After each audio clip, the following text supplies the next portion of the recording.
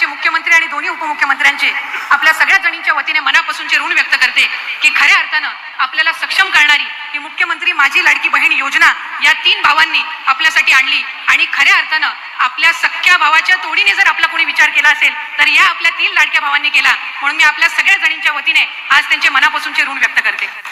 आजचा हा दिवस आमच्या सगळ्यांसाठीच अतिशय आनंदाचा दिवस आहे, कारण 17 ऑगस्टला राज्याचे सन्मान्य मुख्यमंत्री आणि दोन्ही उपमुख्यमंत्र्यांच्या मार्गदर्शनाखाली राज्यस्तरीय वितरणाचा पहिला वचनपूर्ती सोहळा आपण आयोजित केला आणि त्या वचनपूर्ती सोहळ्यामध्ये 1,07,00,000 पेक्षा अधिक महिलांना आपण 3,000 इतका जो लाभ आहे तो जुलै आणि ऑगस्ट महिन्याचा वितरित करण्यात आला.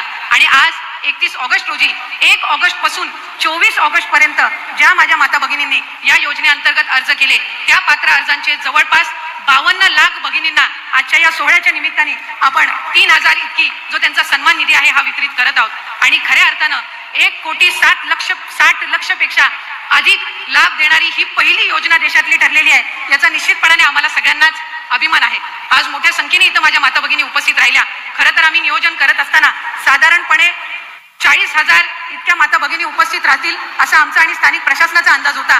पण जी योजना आदरणीय मुख्यमंत्री महोदयांनी आणि दोन्ही उपमुख्यमंत्री महोदयांनी आपल्यासाठी आणलेली आहे त्याचा आनंद आणि उत्साह इतका आहे की आज या पटांगणासहित आणखीन 3 सभागृह आम्हाला ऐन वेळेला त्या ठिकाणी घ्यावे लागले आणि तिथं सुद्धा माता भगिनी आज उपस्थित राहिलेल्या आहेत.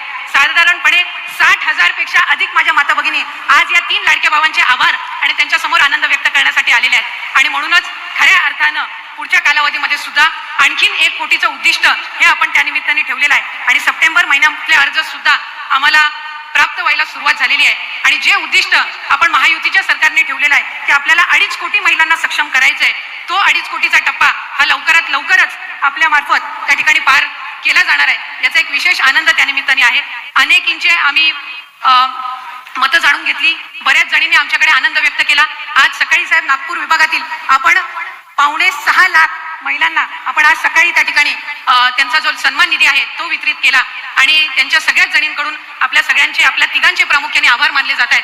आणि खऱ्या अर्थानं विभाग म्हणून ही महत्त्वाकांक्षी योजना आम्हाला आज राबवायला मिळाली याचा निश्चितच आम्हाला आनंद आणि अभिमान आहे. पुढच्या कालावधीमध्ये अधिक चांगल्यारीत्या ही योजना आणखी लाभार्थ्यांपर्यंत पोहोचवण्याचं काम हे विभागामार्फत करण्यात येईल. काहींनी साहेब हाही प्रयत्न केला की चुकीचे अर्ज भरून कसा या माता भगिनींचा लाभ अडवता येईल हा सुद्धा प्रयत्न करण्यात आलेला आहे. पण आम्ही विभाग म्हणून हा निर्णय घेतलेला आहे की जे काही 50,000 फॉर्म रिजेक्ट झालेले आहेत यांना सुद्धा पुन्हा फॉर्म भरण्याची संधी ही आपण सप्टेंबर महिन्यामध्ये देणार आहोत. त्यामुळे कोणीही या योजनेअंतर्गत लाभापासून वंचित राहणार नाही हा प्रयत्न विभाग म्हणून करत आहोत. त्याचबरोबर माझ्या अंगणवाडी सेविका माझ्या मदतनीस यांनी जी मेहनत या योजनेमध्ये घेतलेली आहे ती उल्लेखनीय आहे. आणि म्हणूनच नवरात्राच्या पार्श्वभूमीवर जे इन्सेंटिव्ह आपण या योजनेअंतर्गत देत आहोत ते सुद्धा देण्याचं प्रयोजन हे आम्ही नवरात्रीच्या पार्श्वभूमीवर करत आहोत. त्यामुळे खऱ्या अर्थानं महिलांना सक्षम करण्याचं काम या महायुतीच्या सरकारच्या माध्यमातून